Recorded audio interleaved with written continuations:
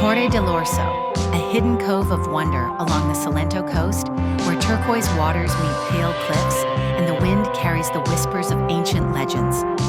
Its name comes from the watchtower, standing like a silent guardian over the bay. Below, the sea sparkles like liquid crystal, and the sand, soft and silver, embraces every footprint like a memory.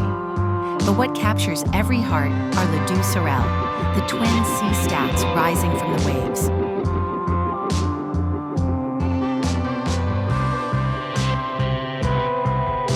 Legend says two sisters were swept away by the sea and the gods turned them into stone so they could be together forever. A tale of love etched into the horizon.